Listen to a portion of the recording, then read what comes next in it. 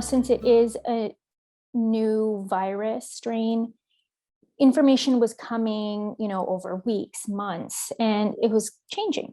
And when there isn't consistency, then of course it's natural to be more questioning. And I think a lot of people did feel that the rollout felt too fast. And I think that's one of the concerns we absolutely want to address as doctors, because it came out fast in terms of public knowledge, but this vaccine, the mRNA technology, has been in development for over 30 years, and it's not new technology. It was newly applied to this virus to create this vaccine, but the data has been there for a long time, and we had global collaboration. That was one of the biggest reasons why the rollout was able to happen more quickly than, for other vaccines that we've heard about, measles, hepatitis, HPV. There was global collaboration for information. There was much more involvement, people willing to do the trials. That's another roadblock often for drugs and vaccines. People don't want to participate in a trial.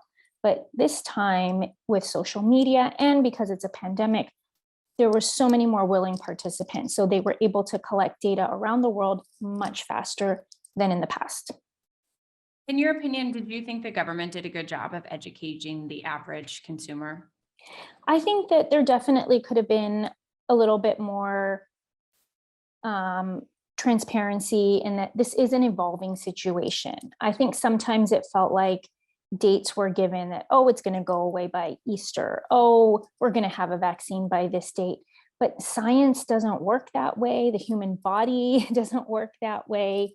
So I think it could have been displayed in a more evolving situation, that be prepared for things to change. Masking comes, masking goes, lockdowns begin, lockdowns may resume later on. I think there was a little bit too much given towards this is a hard and fast date where something's going to stop or change. And I think that would have prepared people for it a little bit better.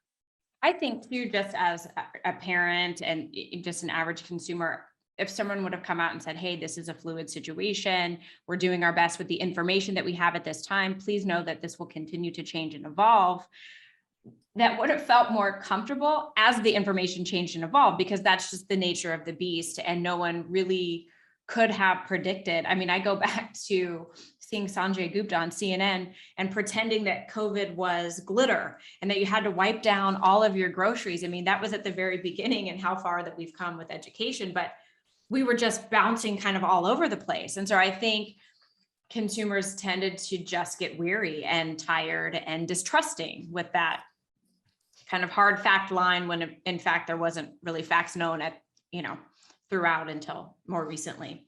Talk to me about the evolution of the vaccination for children. Is it a lower dose? What does that look like for the different age groups?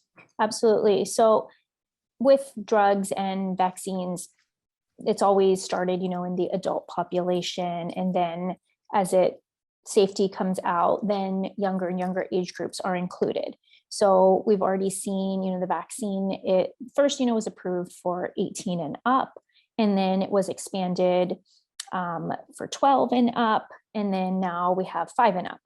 And they do it in a stepwise process, testing different doses on different age groups. So now we know that 12 and up can safely receive the adult dose. And for 5 and up, they get a smaller dose. And then for the younger age group, which right now, the trials are still ongoing, they will also receive an even smaller dose. And this is, obviously, it's related to the size of the patient. Baby is a different size than an adult, and how the immune system changes as we age. And that's another reason why, for the under 5, most likely their initial series is looking to be 3 doses. And that's because their immune system is just very different than an adult immune system, and kind of needs a little bit more ongoing stimulation to keep them safe.